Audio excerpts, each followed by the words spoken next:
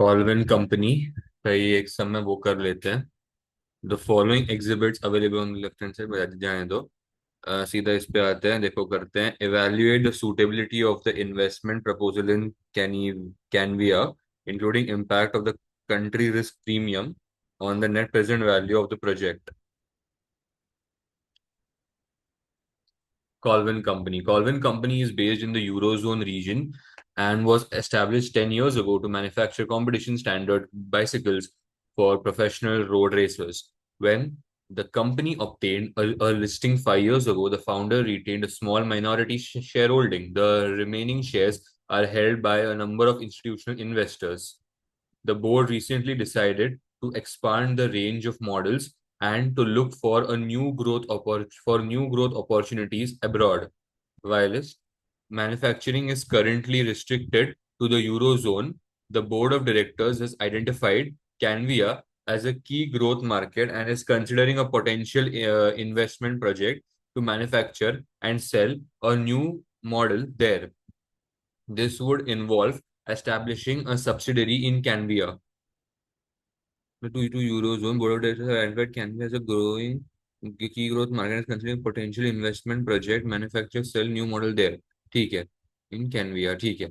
अब project information. The currency in Canvia is Canvian Lyra, and the current exchange rate is CL 9.91 per euro. The the annual rate of inflation in Canvia is expected to remain 10% throughout the 4 year duration of the project. Okay. The annual inflation को mark कर देते हैं। Annual inflation rate and can be throughout the 4 year duration of the project, इसको mark कर दिया अभी।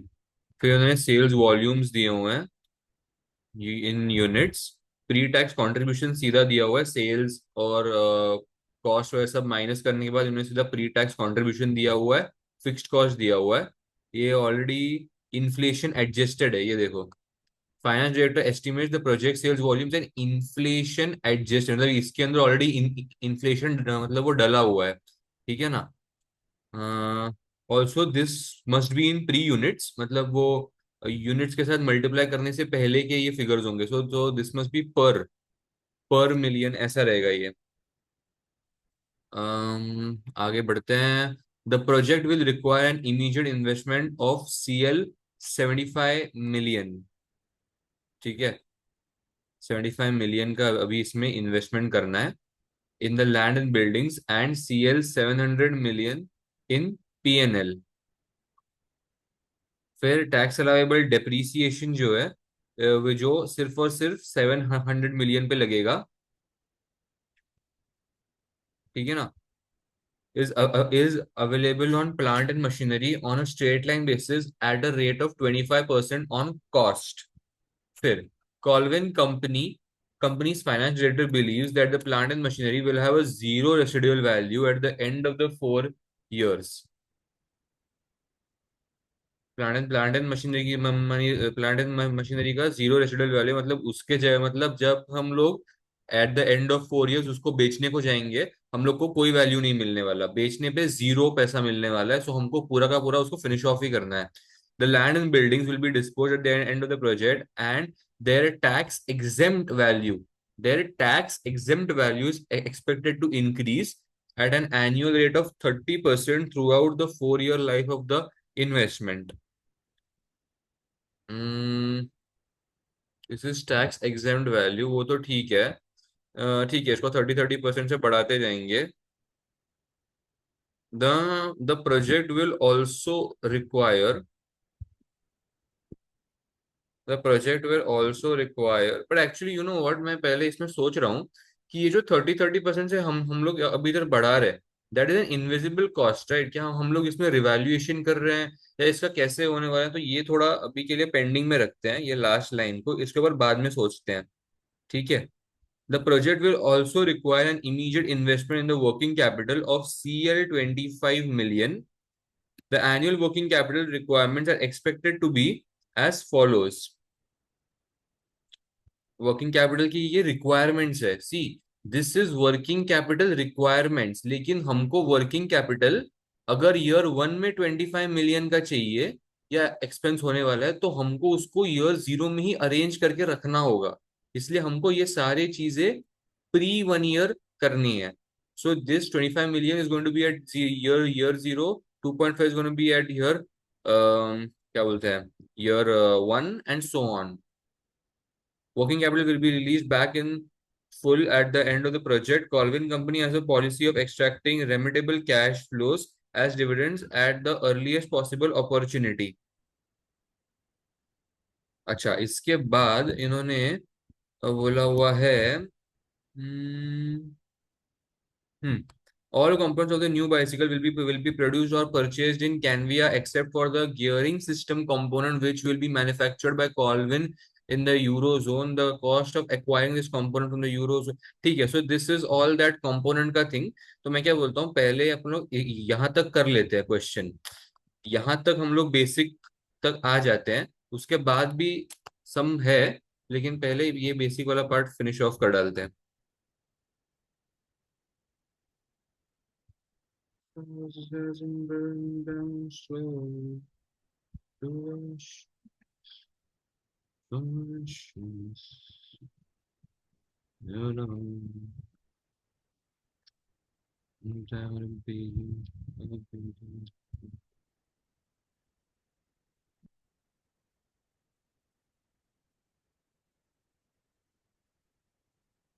हम्म, चलो अभी Colvin company second, Colvin company particulars, ये पहला पार्ट है ना भाई, ए पार्ट, हाँ। कितने साल लगेंगे मेरे को पर्टिकुलर्स के बाद? 0, 1, 2, 3, 4 एंड फिफ्थ ईयर ले लेता हूँ, क्योंकि मुझे पता नहीं है टैक्स का इफेक्ट देना है कि नहीं देना है। ठीक है, working notes.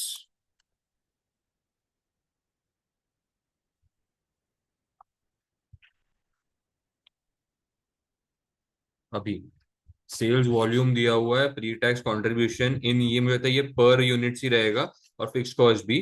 So we will, what we will do is, एक मिनट, यहाँ पे CLM लिखा हुआ है,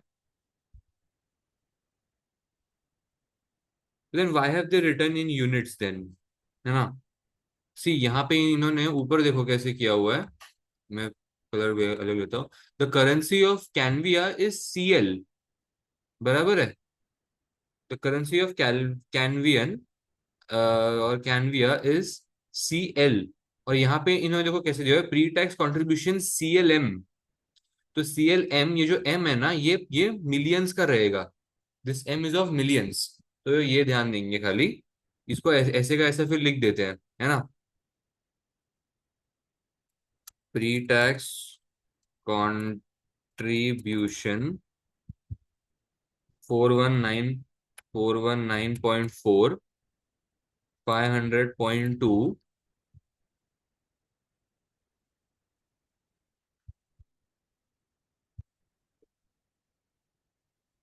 बाय 961.2। चलो,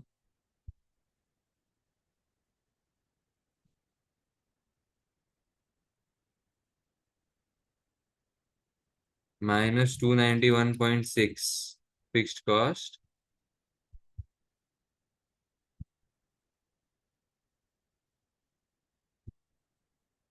350.1। तो ये हो गया फिक्स्ड कॉस्ट। टैक्सेबल प्रॉफिट्स ले लेता हूं मैं, सम इसका कंट्रोल V कर लेता हूँ। एक मिनट, यहाँ पे इतना नेगेटिव क्यों आ गया? हाँ, क्योंकि मैंने ऊपर खाली पॉइंट नहीं डाला है, पॉइंट डाल दिया। तो ये मुझे फिलहाल के लिए टैक्सेबल प्रॉफिट्स आ रहे हैं। सो मैं कर देता हूँ bold. As we come down, वो धीरे धीरे इंफॉर्मेशन डलती जाएगी उसके अंदर। फिर the project will require an immediate investment of 75 million.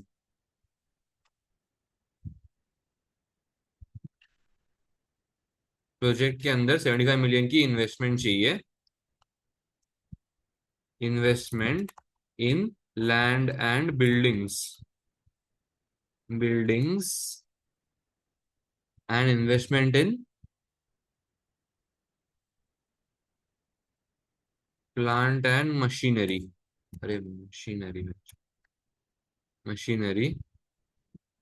Land and buildings में कितना चाहिए मेरे को? -75। इसमें चाहिए, और ये सब सीएलएम में ही है। ये ध्यान देना कि ये सारी चीजें सीएलएम में ही होनी चाहिए। बिकॉज हम लोग now that we are doing of two countries together, we we have to in in the middle convert, मतलब उसमें कन्वर्जन का रेट भी लगाना है। सो हमको खाली फ्री कैश फ्लोज तक आना है। ठीक है। Investment in land and buildings कितना होता है? -700। ठीक है। फिर आता है tax allowable depreciation is available on plant and machinery on straight line basis of 25% on cost. तो ये कर लेते हैं, टैक्स अलाउेबल डेप्रीसिएशन कितना है ऑन कॉस्ट, देख लो।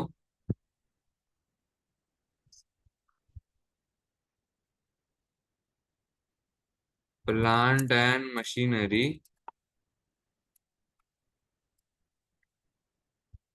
तो अभी डेप्रीसिएशन 25% का लगता है इसके ऊपर, और ये चीज लगती जाएगी। कंट्रोल सी कंट्रोल वी,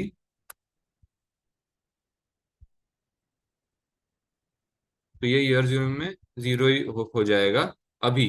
ये ध्यान देना, tax allowable dep can be done by two methods. ठीक है। Tax allowable dep can be done by two methods. मैं कौन सा मेथड फॉलो करता हूँ? मैं टैक्सेबल प्रॉफिट्स के पहले ही टैक्स अलाउेबल डेप्रीसिएशन लिख देता हूँ, और वो नेगेटिव में लिख देता हूँ -175।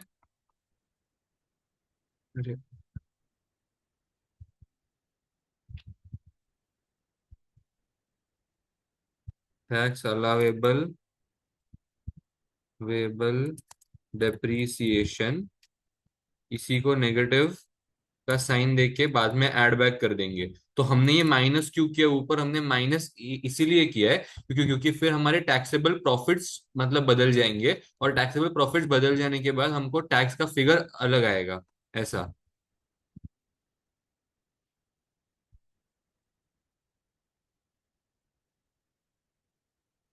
अभी इसका सेकंड मेथड एक्चुअली कैसे है? इसका सेकंड मेथड में क्या है, हमको ये टैक्स अलाउेबल डेप्ट यहाँ पे और यहाँ पे दोनों जगह पे लिखने की कोई जरूरत ही नहीं है।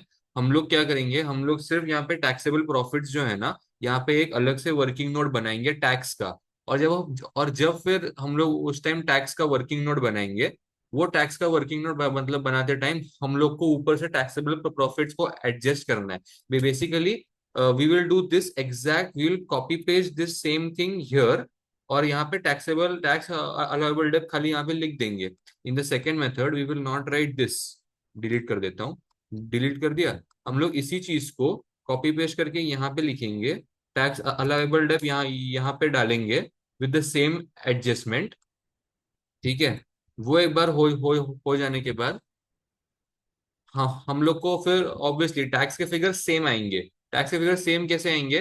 क्योंकि हमने एडजस्टमेंट में टैक्स कैलकुलेट किया होगा rather than calculating tax on the face of our workings itself. ठीक है। और फिर टैक्स अलाउेबल डेप्थ के लिए हम लोग यहाँ पे टैक्स का एडजस्टमेंट करेंगे। We will multiply this figure with the tax. अभी टैक्स का रेट लेट सपोज अगर 10% का हुआ, तो हम लोग ये डेप्रीसिएशन इंटू वो 10%, 17.5 आता है, उसको हम लोग यहाँ पे as a tax allowable debt यहाँ पे लिखेंगे उस 10% वाले एडजस्टमेंट को। अभी टैक्स का फिगर कितना है वो पता नहीं, but I always follow this method because it is quite straightforward, and you show कि तुम्हारे टैक्सेबल प्रॉफिट्स कितने on the face of the figure on the investment appraisal itself भी। Colvin company's finance director believes that brand machine का तो ठीक है, zero ही हो रहा है रेसिडुअल वैल्यू। मतलब हाँ ठीक है। Land and buildings will be disposed of at the end of the project. हाँ, तो मैं क्या कर रहा हूँ, मैं खाली इस चीज को ना पेंडिंग रख रहा हूँ फिलहाल के लिए।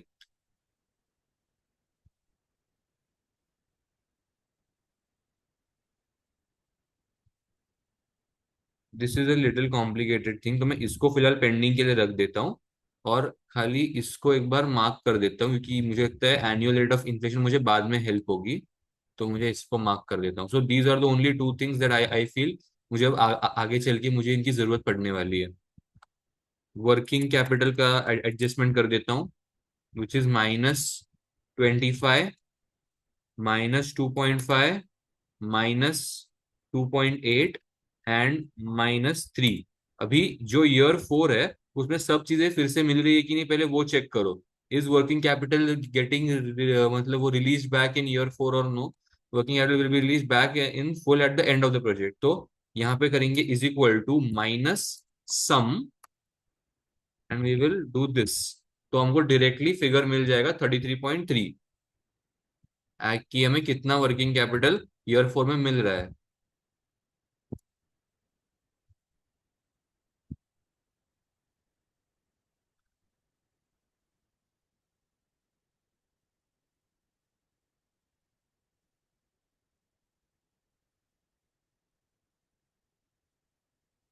All components for a new bicycle will be produced and purchased in Canvia. All components for new bicycle will be produced and purchased in Canvia, except for a gearing system component, which will be manufactured by Colvin Company in Eurozone. तो ये जो component है ना, gearing system component, ये खाली हमको मतलब कैनविया में बनाने का परमिशन नहीं है। तो हम लोग को क्या बनाना पड़ रहा है, हम लोग को वो मैन्युफैक्चर करना पड़ रहा है यूरोजोन में।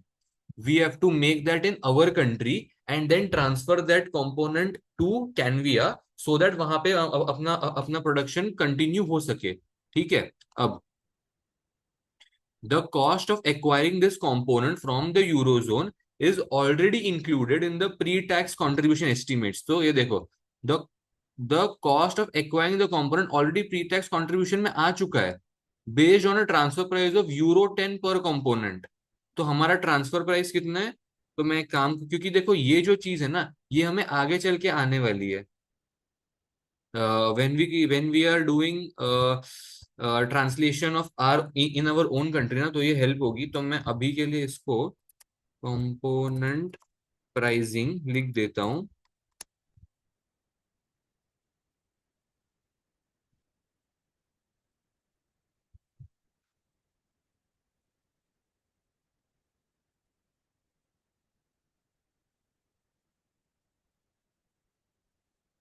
The finance director estimates a manufacturing cost of, ये देखो मैन्युफैक्चरिंग कॉस्ट कितना हो रहा है, हम लोग को वो पड़ रहा है 2 का। तो हम लोग इस प्राइस पे ट्रांसफर कर रहे हैं, लेकिन हम लोग को वो चीज पड़ रही है 2 2 यूरो ही है ना वो। हाँ, दोनों यूरोज ही हैं। तो यूरो, तो अगर मैं मैन्युफैक्चर कर रहा हूँ 2 में, मैं ट्रांसफर प्राइस है 8 का, तो मेरे को बेसिकली प्रॉफिट कितने का हो रहा है? 8 का। बराबर है। So this is the profit of component. तो अब जब मैं वहां पे in my face of investment appraisal, जब मैं वहां पे अपने क्या बोलते हैं रॉयल्टी डाल, मतलब वहां पे डालूंगा, या जब मैं मेरे क्या बोलते हैं इसको, अभी कहाँ गया वो कंपोनेंट ना, कौन सा कंपोनेंट है वो? Gearing system component. हाँ, तो जब मैं इस गियरिंग सिस्टम कंपोनेंट के लाइन आइटम को वहां पे डाल दूंगा, I can either write sales minus manufacturing, और आई कैन डायरेक्टली राइट कि प्रॉफिट ऑन द कंपोनेंट 8 का हुआ है। तो कितने मेरे मतलब मैंने यूनिट्स बनाए थे, उस हिसाब से मैं मल्टीप्लाई करके डाल सकता हूँ। फिलहाल मैं वो डाल नहीं रहा हूँ, क्योंकि मुझे और कितने लाइंस छोड़ने वाले मुझे फिलहाल एस्टिमेट नहीं हो रहा है। ठीक है ना।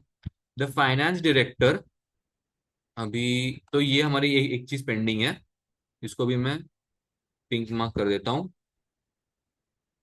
कहाँ गया? Both the transfer price and the manufacturing cost are expected to increase in line with the Eurozone inflation of 4% in the first 2 years of the project, and 2 years in the and 2% in the years 3 and 4। तो हमारे eurozone का inflation कितना है? 4% और 2%। So why have they given us inflation? हमें inflation इसलिए दिया गया है क्योंकि हमें फ्यूचर का स्पॉट रेट यानी कि फ्यूचर रेट्स हमको पैसे मतलब प्रिडिक्ट करके रखने हैं। तो अभी ये देखो, हमें ऊपर उन्होंने कैनविया का भी 10% दिया हुआ था। कैनिया में तो चारों के चारों सालों में इन्फ्लेशन उतने का ही रह रहा है, विच इज 10% का। नाउ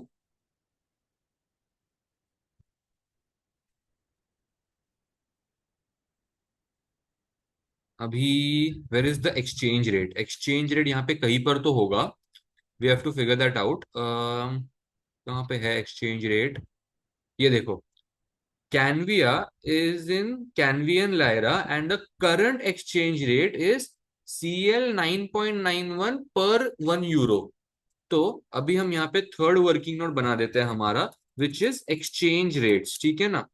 अभी एक्सचेंज रेट में कैसे करूंगा? पर्टिकुलर्स SO1 प्लस, हाँ ठीक है। तो मैं एक्चुअली पर्टिकुलर्स लिखने से पहले है ना, यहाँ पे फॉर्मूला लिख देता हूँ। फॉर्मूला क्या है? Future rate F0 is equal to spot rate into, bracket open, purchasing power parity का फॉर्मूला क्या है? 1 plus inflation in counter currency divide by 1 plus inflation in base currency, ठीक है। तो पर्टिकुलर्स, ईयर 1 ईयर 2 लिखूं मैं कैसे करूं? Actually it will be much better if I do this, हाँ एक्चुअली ऐसे कर लेता हूँ। Particulars,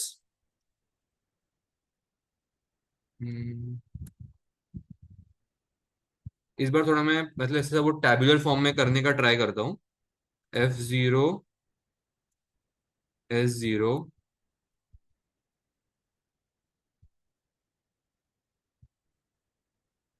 1 plus HC 1 plus HB, ठीक है। ये HB हमारा कौन सा है? Base currency. बेस करेंसी कौन सा है? बेस करेंसी है यूरो।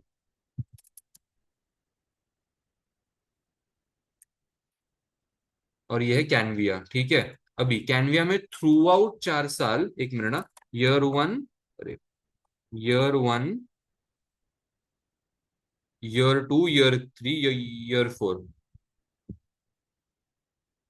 कैनविया में वो लोग ने क्या बोला है कि थ्रू आउट 4 साल कितने का इन्फ्लेशन है? 10% का। सो 1.1 बराबर है, या ऐसे मतलब 1 प्लस 10% बोला है ना, तो 10%।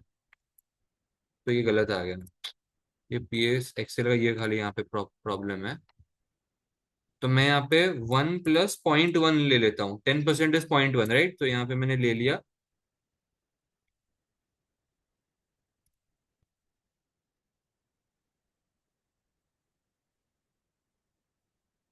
पहले 2 सालों के लिए देखो, अभी यूरोजोन में कितने का इन्फ्लेशन है? यूरोजोन में इन्फ्लेशन है 4% का पहले 2 सालों के लिए, सो 1.04, 1.04। एंड यहाँ पे लास्ट के 2 सालों के लिए कितना है? ईयर 3 एंड 4 के लिए 1.02 एंड 1.02, ठीक है। अभी देखो, मुझे मेरा मुझे अभी फाइंड आउट क्या करना है? मुझे F0 फाइंड आउट करना है, मेरा फ्यूचर रेट मुझे फाइंड आउट करना है, राइट? सो S0 यानी कि मेरा ईयर 0, या मैं ठीक है, क्या था रेट मेरा ईयर 0 में? करंट प्राइस मेरी कितनी की है? CL 9.91। पहले ये समझ लेते हैं, एक मिनट। एक्सचेंज रेट्स, इसको ऐसे समझते हैं, यूरो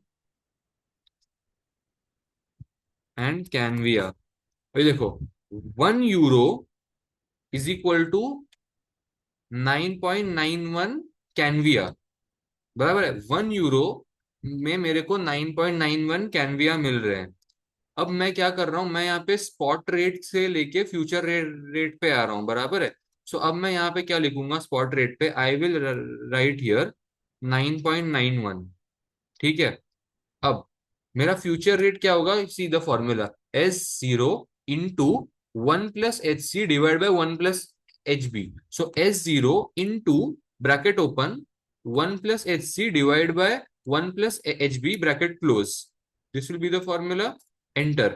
तो ये आ गया F0, ठीक है। अभी इसके बाद my future rate of year 1, मतलब मेरे ईयर 1 का क्लोजिंग इज माय ईयर 2 का ओपनिंग, तो ये जो है ना, मैं सबसे पहले क्या करता हूँ, F0 को Ctrl+C Ctrl+V कर लेता हूँ।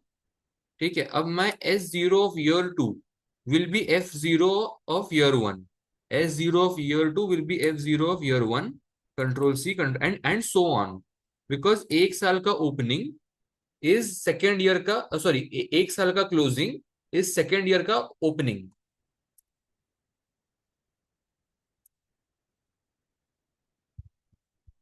ठीक है, तो ये एक्सचेंज रेट अपने को आ गए। So these are the exchange rates basically. इसको मैं हाईलाइट कर देता हूँ। ठीक है, वरना मैं यूजुअली इस चीज को अलग तरीके से करता था। मैं इस चीज को हर टाइम ना ऐसे Ctrl+C करता था, Ctrl+V करता था, एंड देन अलग अलग सेल्स में अलग अलग अलग चीजें करता था, but it used to take lot of time also. तो मैं सोचा कि इस बार पहली बार थोड़ा टैबुलर मेथड में करके देखते हैं, बराबर से बैठता है कि नहीं। आई थिंक जम ही गया है मेरे को, है ना। अभी एक्सचेंज रेट्स कहीं पे तो लिखने पड़ेंगे। मैं एक काम करता हूँ यहाँ पे ना, कैश फ्लोज, अब अभी मैं कैलकुलेट कर लेता हूँ। देखो कैश फ्लोज, अभी दिस इज नॉट फाइनल के cash flows by the way, क्योंकि अभी तक इसमें वो टैक्स का इम्पैक्ट आना बाकी है। बट मैं फिर भी इधर ऐसे cash flows in domestic currency या कैनवियन करेंसी करके रख रहा हूँ। Canvian currency, this is not final. Ctrl+C, अभी ये Ctrl+C Ctrl+V। ठीक है, अभी इसके बाद मैं यहाँ पे डालूंगा एक्सचेंज रेट्स। एक्सचेंज रेट यहाँ पे पहले साल में कितना है, 9.91। अभी जस्ट टू मतलब क्या बोलते हैं वो, सेकेंड चेक करने के लिए, ये देखो 9.91 into bracket open 1.1 counter currency का डिवाइड बाय 1.04 ब्रैकेट क्लोज। तो ये आ गया बराबर से। अभी सर जो है हमेशा बोलते हैं कि एक्सचेंज करेंसी को ना क्या बोलते हैं वो, राउंड ऑफ किया करो। तो राउंड ऑफ कर लेते हैं, 10.48, 11.09। एक्चुअली मैं एग्जाम में राउंड ऑफ नहीं करने वाला हूँ, so you know what, I just do this only.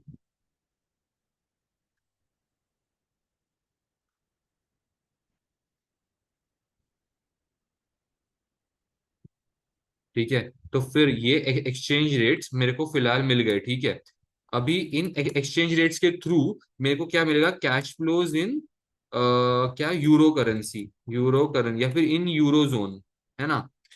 अब अब ये ध्यान देना, मेरे को एक्सचेंज रेट्स, ये देखो एक्सचेंज रेट्स, एक यूरो मेरे को 9.99 कैनविया देगा, बराबर है। एक यूरो मेरे को 9.91 कैनविया देगा। तो अब मेरे पास कितने कैनवियाज है, 800 कैनविया है मेरे पास, ये देखो, बराबर है। आई हैव 800 कैनवियाज नेगेटिव में। तो अब मेरे को कितने मिलेंगे euros, this will be simply cross multiplication divide by this. कितना आया, 80.72। So the point of doing this is not कि मेरे को क्रॉस मल्टीप्लाई करना है। The point of doing this working note is to realise कि हमको मल्टीप्लाई करना है कि हमको डिवाइड करना है। ठीक है, हमको यहाँ पे डिवाइड का फॉर्मूला लगाना है, मतलब इस कैश फ्लोज को हमको डिवाइड करना है इस एक्सचेंज रेट के साथ, सो दैट हमको यहाँ पे सारे फिगर्स मिल जाए। ठीक है, so this is what we have got till now. ये अभी तक फिनिश फाइनलाइज नहीं हुए हैं, इसमें अभी दो और एडजस्टमेंट करने बाकी हैं। So let's wait for that. अभी corporation tax in Canvia is payable annually at 25%। ठीक है, एनुअली हम लोग को 25% भरना है, लेकिन companies are allowed to carry losses forward to be offset against future trading profits. ठीक है, अभी देखो, Colvin company pays corporation tax in its home country at 20%।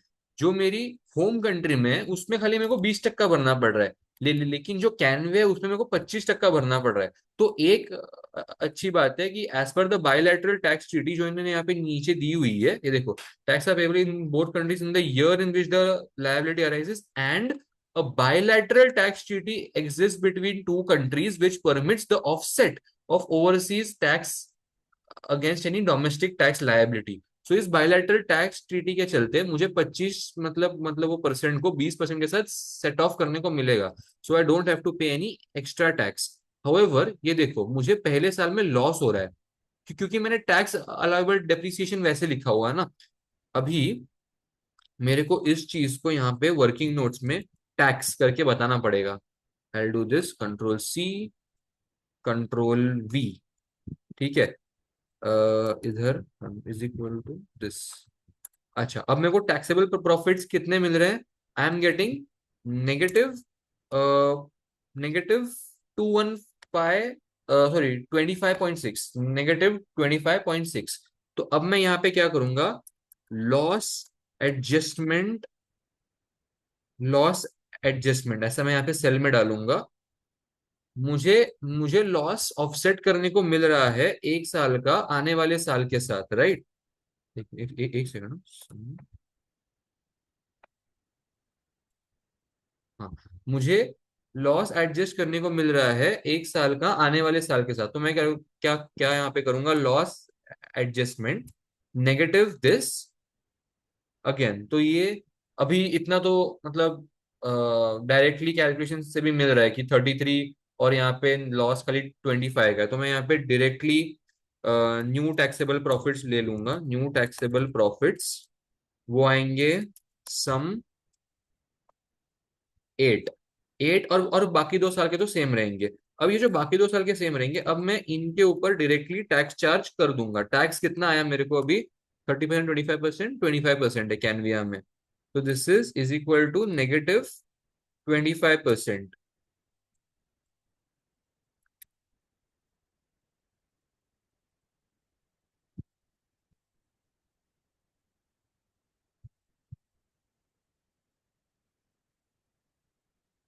अभी यहाँ पे इज इक्वल टू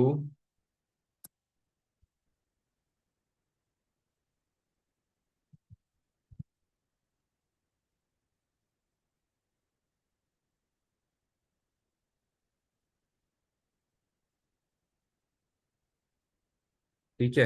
तो ये हमारा टैक्स का एडजस्टमेंट हो गया। अभी हमारे वैसे तो सारे चीजें एडजस्टमेंट करके हो गए हैं for the domestic currency of Canvia. Canvia के सारे एडजस्टमेंट करके हो चुके हैं वैसे तो। लेकिन one thing that is remaining is this. अभी ये land and buildings will be disposed of at the end of the project. ठीक है। And their tax exempt value is expected to increase at an annual rate of 30% throughout the 4-year life of the investment।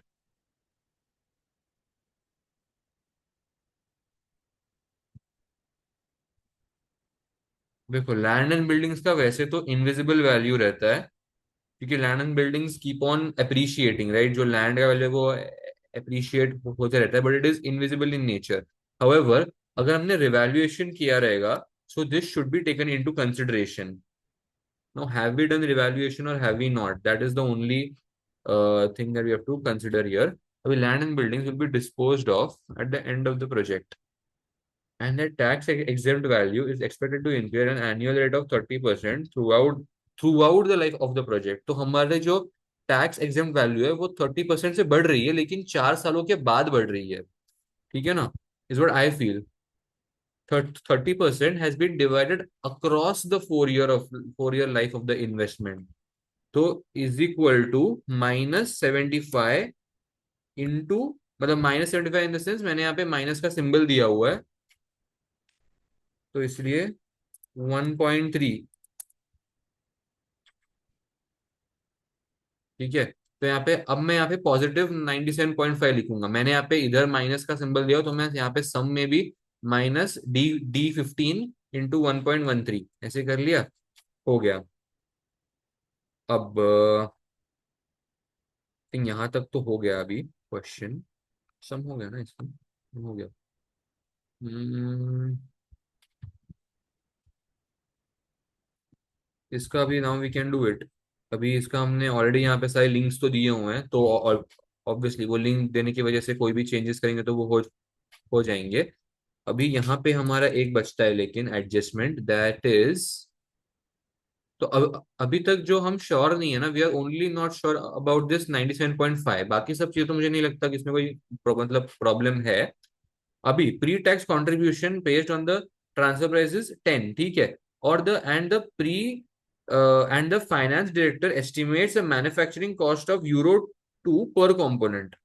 Both the transfer price and the manufacturing cost are expected to increase in line with the eurozone inflation, 4% और 2 साल से, ठीक है। अभी fifth में ले लेता हूं, क्या था ये, प्रोसेसिंग कॉस्ट नहीं, कंपोनेंट प्राइसिंग। कंपोनेंट प्राइसिंग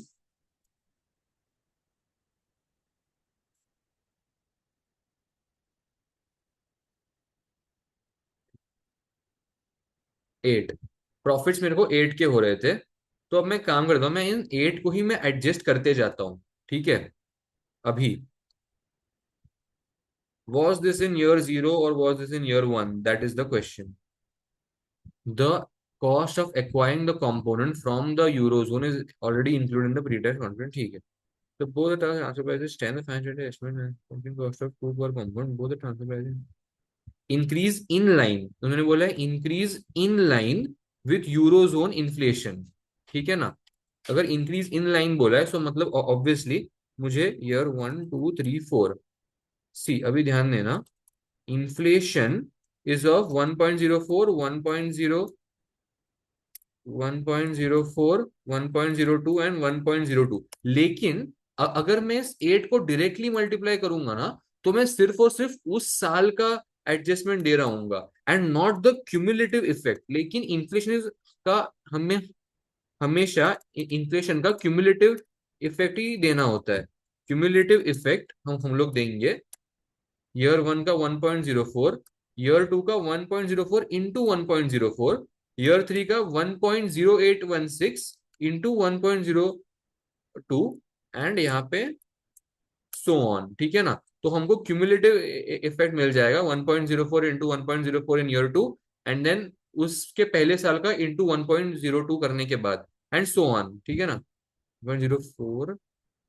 अभी now what were the profits, profits तो कांस्टेंट रहे हैं, 8 ही रहे हैं।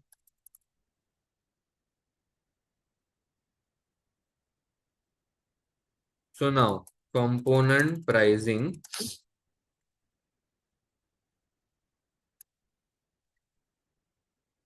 तो ये हो गई कंपोनेंट प्राइसिंग मेरी। तो this is my price of the component that I have already sold to them, right.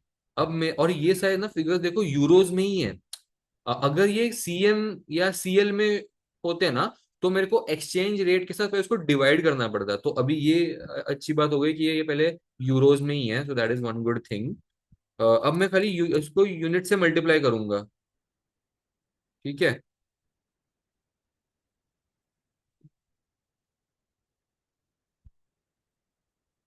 अभी यूनिट्स देखो कितने हैं, 109725,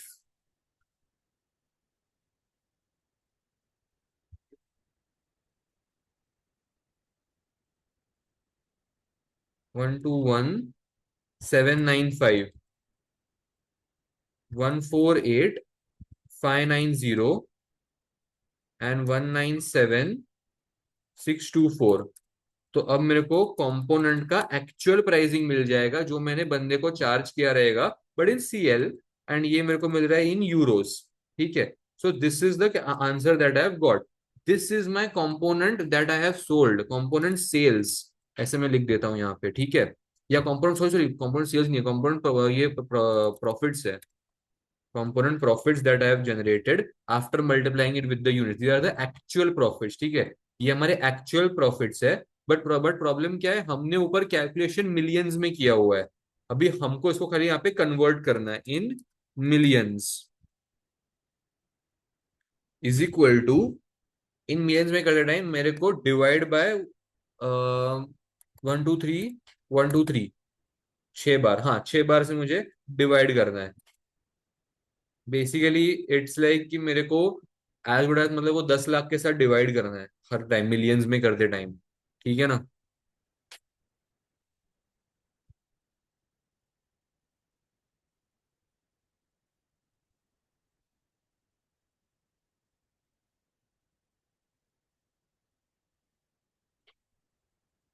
फिर आता है यहाँ पे कंपोनेंट प्रॉफिट्स।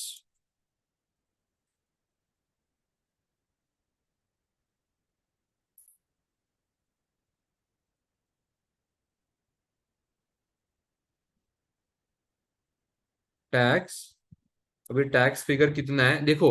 अभी ये कंपोनेंट प्रॉफिट्स जो है ना, ऊपर हमने एज हमारे एक्सपेंस क्लेम किया हुआ था। ये देखो कहाँ गया वो। हाँ, the cost of acquiring the component from eurozone is already included in the pre tax contribution estimates. हमारे कैनविया हमारे कैनविया कंट्री में कैनविया कंट्री में हमने परचेज किया था और यूरो में हमने सेल किया था। अगर हमने यूरो में सेल किया था तो हमको अभी यहाँ पे पूरे के पूरे मतलब वो प्रॉफिट्स चार्ज करने ही है। ठीक है, so we have to charge full tax on these profits which is 20%। तो ये हम पूरा का पूरा यहाँ पे चार्ज कर देते हैं tax, and then we get cash flows in euro zone. ठीक है,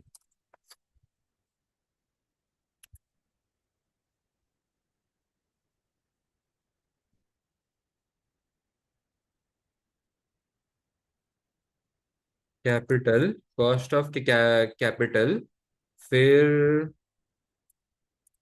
प्रेजेंट वैल्यूज,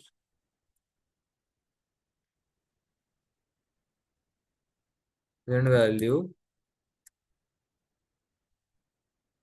प्रेजेंट वैल्यूज इसके साथ मल्टीप्लाई करूंगा cash flow into cost of capital into is equal.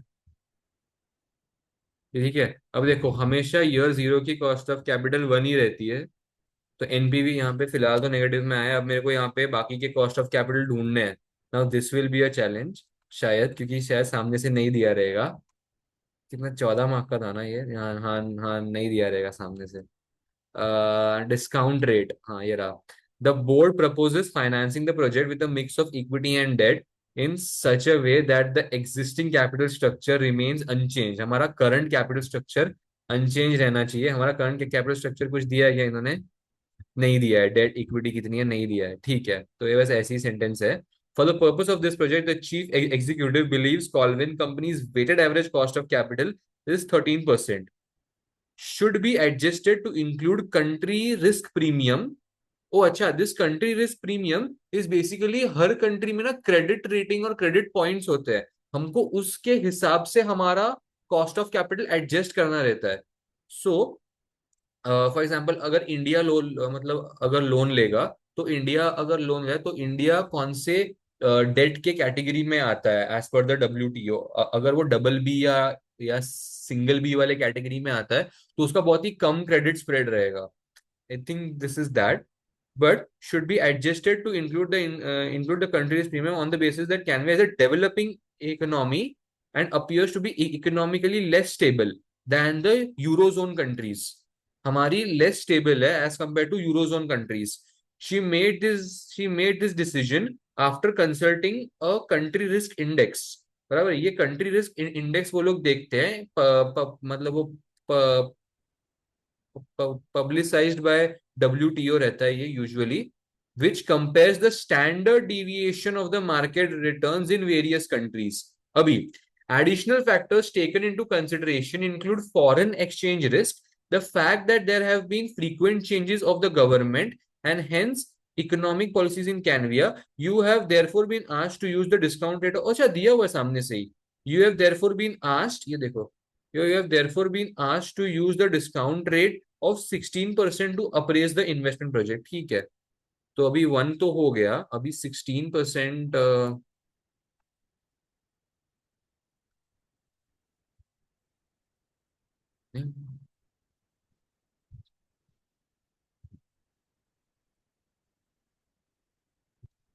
862.862.743 year 2 का पॉइंट कितना है? 0.641 एंड लास्ट में 0.552। तो आता है -834 आता है। 834 नेगेटिव में आ रहा है। नेगेटिव में आया तो थोड़ा मेरे को बुरा लग रहा है। फिर मेरे को लग रहा है कि कुछ गलत किया रहेगा मैंने।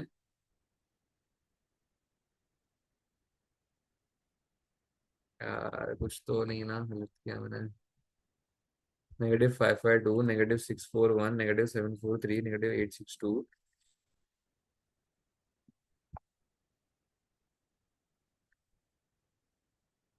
एक्सचेंज रेट एक बार जरा राउंड ऑफ करके देख लेता हूँ। 11.09, 11.96, फिर 12.89। तो फिर भी अच्छा उतना डिफरेंस नहीं है, 8.34 का ही डिफरेंस है। चेक कर लेते हैं अभी। 450 कर लेता हूँ एक बार मैं।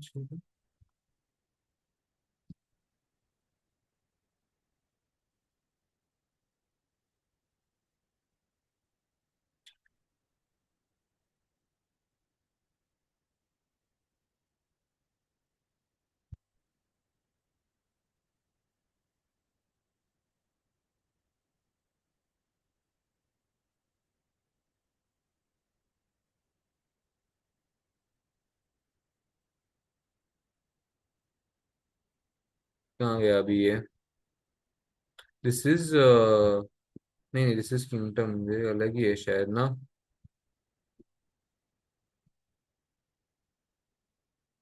Colvin company second. तो कहाँ है भाई ये कॉल्विन कंपनी का सेकंड? Where is it? हाँ, कॉल्विन कंपनी डिस्काउंट रेट। तो ये उन्हें कैश फ्लोज तक तो आ गए। फिर इनको नेट प्रेजेंट वैल्यू आ रहा है -3.3 आ रहा है। -3.3। I am getting -8.34। Check check करते हैं क्या गलत किया है। टैक्सेबल प्रॉफिट्स देख लो। -2.25, 25.6, फिर 3.6, 81 पॉइंट। ठीक है, टैक्सेबल प्रॉफिट्स कितने हैं देखो टैक्सेशन में। -2, 45.35 एंड 11.5। टैक्स क्या क्या क्या कैरिड लॉस वो सब जाने दो। वर्किंग कैपिटल इन्वेस्टमेंट 775 लिया हुआ है, वर्किंग कैपिटल परफेक्ट आया है। They have got an investment cost of 214 year as their residual value। मैंने रेसिडुअल वैल्यू नहीं लिया क्या?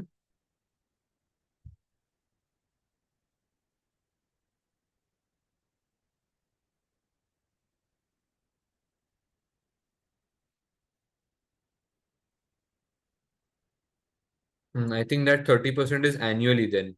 यहाँ पे जो हमने ये 30% लिया हुआ है 75 का, that has to be annually. एक बार करके ट्राई करते हैं। फिफ्थ वाला कहाँ गया वो? फिफ्थ वाला investment in land and buildings.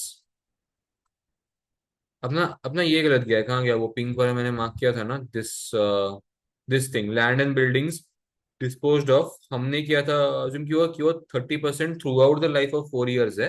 But I think that is 30% annually, मतलब हर साल 30-30% उसका वैल्यूएशन बढ़ते जा रहा है।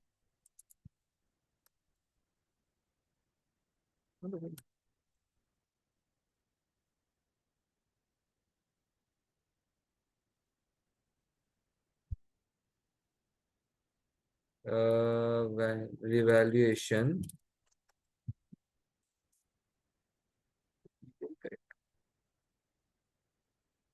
तो ये देखो रिवैल्यूएशन करने के बाद हर साल 30-30% का, मतलब वो चीज बढ़ती गई उसकी वैल्यूएशन। तो हमारे लास्ट ईयर पे हमारी वैल्यूएशन कितनी आई? 214 की आई। तो investment in land and buildings is, ये सब करने के बाद हमको मिलता है 214 का positive value. And then we get our NPV correct as -3.34। और बाकी सारे फिगर्स एक्यूरेट है। बिल्कुल, अगर चेक करेंगे तो देखो कैश फ्लोज इन 14 पॉइंट, देखो 14 14 रेमिटेबल, देन कैश फ्लोज 18.37, 18.4, 25.75, 25.8, और यहाँ पे 58.7, 58.7। ठीक है।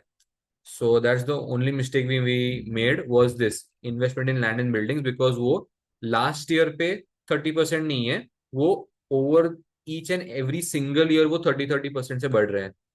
ठीक है, दैट्स इट देन, इतना ही था।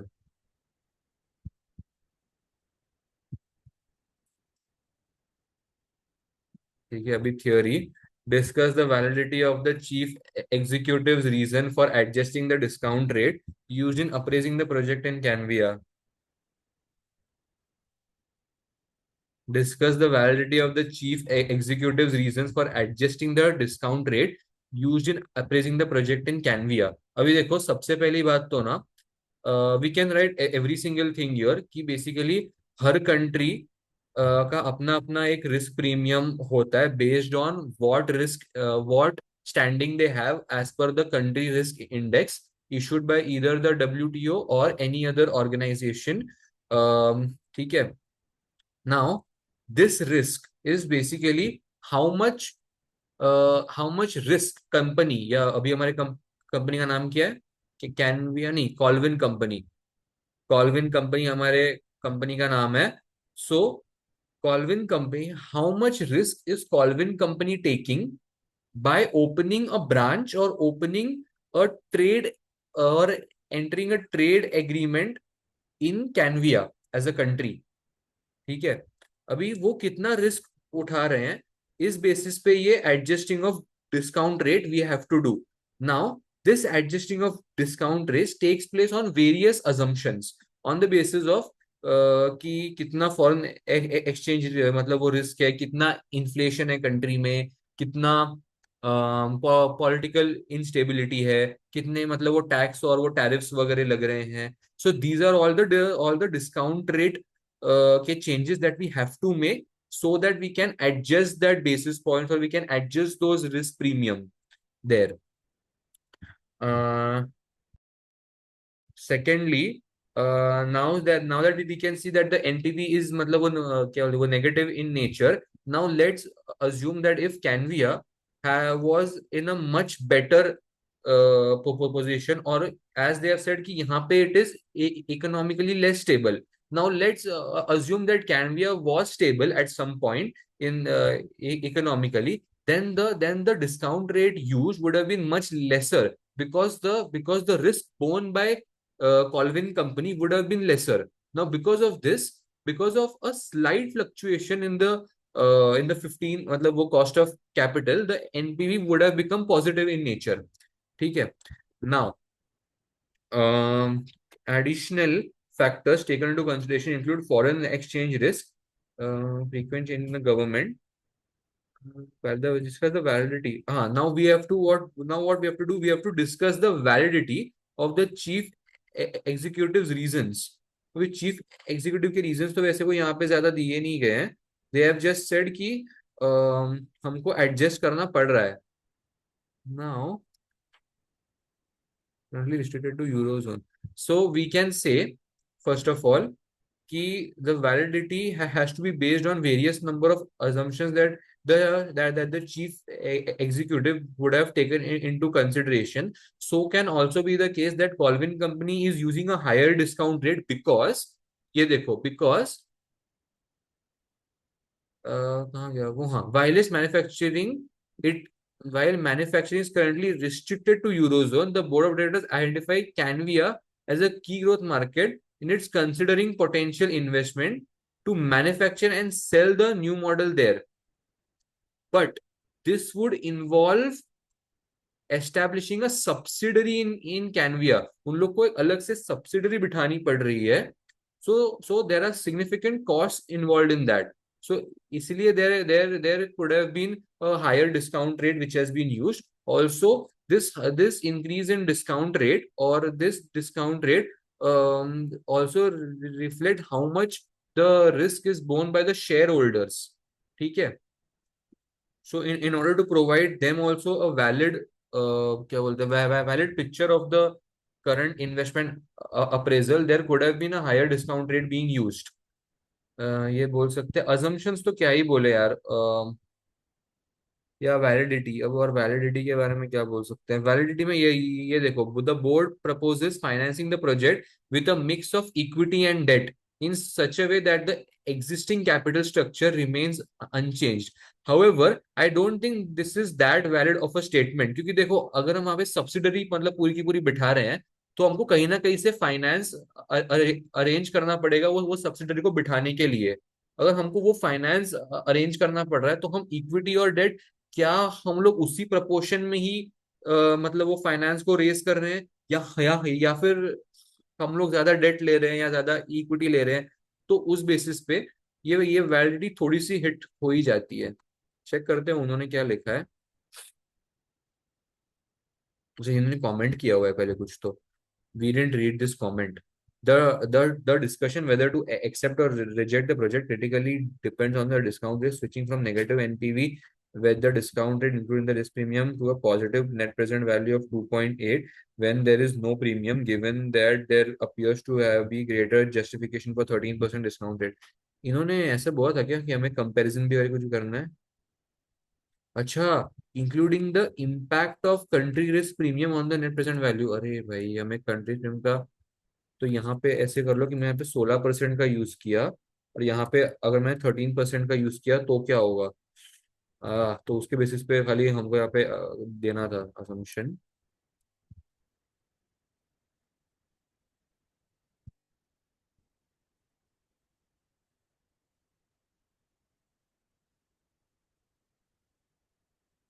13%, 0.885, 0.885, 0.783, 0.693 एंड 0.613, तो पॉजिटिव 2.82 आ जाता है हम लोग को। सो कंट्री रिस्क प्रीमियम क्या का ये इशू है कि उसके 3% बढ़ने की वजह से हमारा ओनली फॉर अ मार्जिन देखो पूरा का पूरा लॉस में चला गया। तो बस वही है, ठीक है ना।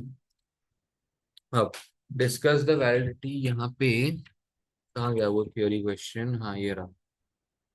कॉल्विन, अभी ये तो ठीक ही है, वी कैन जस्ट राइट ना। इसके बेसिक तो मतलब वो लिख ही देंगे। However, the invest adjustment to the weighted average cost of capital requires further investigation because it's possible Colvin company could accept the project that reduces shareholder wealth. Outcome assumes that the contribution and other cash flows are reliably estimated. Other critical inputs include assumptions that land and buildings will increase in value at an annual rate of 30% and that any disposal is tax exempt. तो ये ठीक है, ये हमने assume किया हुआ है कि यहाँ पे जो हम लोग डिस्पोज ऑफ कर रहे हैं 30%, वो एक टैक्स के बिना कर रहे हैं, टैक्स मतलब विदाउट पेइंग, ऐसा। Abhi. B part. Colvin Company's investment in Canvia does not involve a change in the business risk or capital structure. The company's weighted average cost of capital would normally be expected to provide a reasonable measure of risk for the new project. The chief executive justification for the risk premium is based on the increased risk the company is exposed to in Canvia. The chief executive justification for risk premium, उसका उसका justification क्या दे रहा है वो?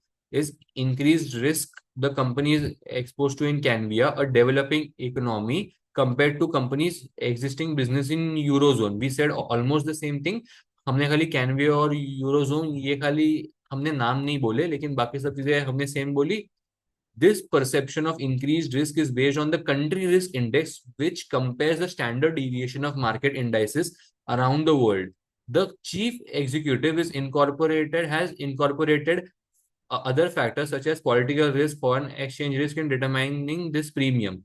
However, standard deviation is not appropriate measure of risk for Colvin Company's investments since any portion of total risk has uncorrelated across different markets can be diversified away with no cost to the investors. Basically ये लोग क्या बोलना चाहते हैं कि हम लोग जो स्टैंडर्ड डिविएशन अज्यूम करके चल रहे हैं कि हम लोग इस इन्वेस्टमेंट पे उठा रहे हैं, we can diversify that investment by कैसे? अभी ये मैंने डेवलपिंग इकोनॉमी में डाला हुआ है या फिर एक लेस मतलब वो डेवलपिंग इकोनॉमी में डाला हुआ है।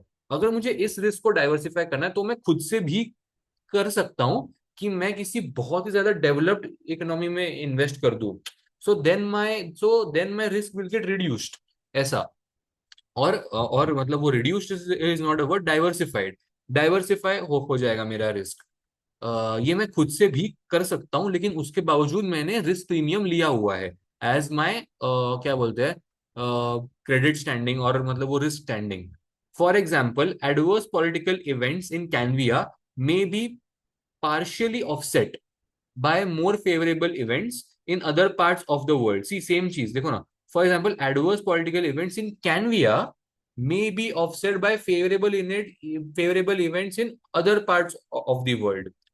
No rational investor would pay a premium for risk that can be avoided. No rational investor would pay a premium for the risk that can be avoided. Obviously ना, अभी एक investor बोलेगा कि अरे मैं फालतू में मतलब 16% क्यों तुम लोग अज्यूम करके मतलब वो चल रहे हो, जबकि तुम लोग ज्यादा, जबकि तुम लोग खुद इस रिस्क को अवॉइड कर सकते हो. In this sense, although Colvin companies investment in Canvia is expose to foreign exchange risk, this too can mitigate and by any appropriate hedging policy. तो ये जो अभी हम लोग फॉरेन एक्सचेंज रिस्क अज्यूम करके चल रहे हैं कि अगले 2 सालों में या अगले 4 सालों में कैनविया में 10% का ही इन्फ्लेशन मतलब वो रहने वाला है. तो हम लोग अभी से बैठ के ना कुछ सप्लायर्स के साथ प्री कॉन्ट्रैक्ट डील्स करके उस फॉरेन एक्सचेंज के रिस्क को मिटिगेट कर सकते हैं by hedging, is what they are saying. But this is a very long shot of a statement. ऐसा ऐसा ऐसा ऐसा मतलब मुझे लगता है ये बहुत ही लॉन्ग शॉट मेथड है. आगे, furthermore, Colvin company's institutional shareholders are likely to be well diversified across global markets and asset classes. Furthermore, Colvin Company's institutional shareholders are likely to be well diversified across global markets and asset classes. मैं ये पहले पूरा पढ़ लेता हूँ. The potential for further risk reduction by Colvin Company from diversifying operations globally is therefore limited when the shareholders can achieve this more efficiently on their own. Now, Colvin Company के पास institutional shareholders है, ऐसा मैंने already बोला हुआ है, right? कहाँ गया उनका? हाँ. The founder retained small minority shareholding. The remaining shares are held by institutional investors. So ये लोग क्या बोलना चाहते हैं कि ये जो इंस्टीट्यूशनल शेयर होल्डर्स है ना, ये इंस्टीट्यूशनल शेयर होल्डर्स ने अलग अलग कंट्रीज में ऑलरेडी पैसा पैसा डाला रहेगा. Remind you, institutional investors are very big shareholders. So these shareholders would have invested their money in different parts of the country, in different countries itself.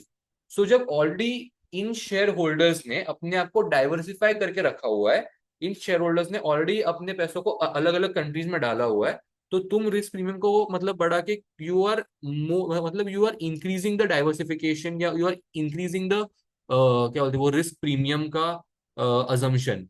But again, I don't blame the company here because the company cannot always assume ना कि यार सारे ही institutional investors ने हर जगह पे हर country में मतलब पैसे डाले ही होंगे. तो we cannot also make this assumption, so cannot blame the country in this part. अब लास्ट पार्ट क्या है, लास्ट पैराग्राफ क्या बोलता है? One the only component of total risk that could justify a premium, the only component of total risk that could justify a premium to Colvin Company's cost of capital is market risk or undiversifiable risk. ठीक है. अभी this assum this assumes returns across countries are significantly positively correlated. For example, there is a strong possibility that a recession in eurozone may lead to a downturn in Canvia too, rather than offset it. तो अगर हमको अनडाइवर्सिफाइबल risk ये हम लोग करके चलते हैं कि बेसिकली मैं ये अज्यूम करके जाऊंगा ऐसा, एक स्टैंडर्ड अजम्पशन में रखूंगा कि हर कंट्री एक दूसरे के साथ पॉजिटिवली कोरिलेटेड है, कि मेरे कंट्री में अगर रिसेशन आए तो दूसरे कंट्री में भी आया रहेगा, तो अगर मेरी यहाँ पे वाट लगी तो मेरी दूसरे कंट्री में भी वाट लगेगी. And that's why we increase that, मतलब वो रिस्क प्रीमियम हम लोग अज्यूम करके चलते हैं. सो द कंट्री अभी यहाँ पे कैनविया सॉरी कॉल्विन कंपनी ने यहाँ पे कॉल्विन कंपनी ने जो रिस्क प्रीमियम लगाया हुआ है, वो लोग ने ये इतना नहीं सोचा है, which is actually quite good. They are ये मतलब वो considering the worst case scenario.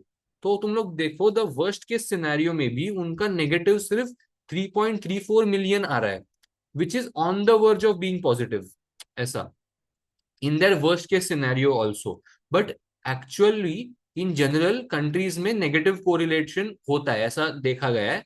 Countries में यूजुअली मतलब नेगेटिव कोरिलेशन होता है कि strengthening of my currency will lead to weakening of your currency or weakening of my currency will lead to strengthening of your currency. But they are taking worst case scenario कि अगर एक positive correlation भी है, अगर एक positive correlation भी है, so we will take this as undiversifiable risk transmitted through trade links and closer integration between markets. This tendency of market for markets across the world to move together means reduced risk reduction benefits from diversification, hence higher cost of capital. The key issue, therefore, is whether the risk of new investment is diversifiable or not. If the returns across markets are significantly positively correlated and the risk undiversifiable, the new project in Canvia may therefore command a risk premium, although no justification is provided for the chief executive's premium of 3%, which would require further investigation and analysis. तो जो चीज हमने starting में बोली थी, उस चीज के साथ इन्होंने अपना आंसर एंड किया है कि there are very less assumptions which have been taken into consideration. सिर्फ ये दो ही चीजों को इन्होंने बताया हुआ है कि फॉरेन एक्सचेंज रिस्क और frequent changes in government policies के बेसिस पे इन्होंने डायरेक्टली 16% ले लिया, लेकिन एक डीपर एनालिसिस होना चाहिए कि ये 3% का इंक्रीज जस्टिफाइबल है कि नहीं है, ऐसा. That's it.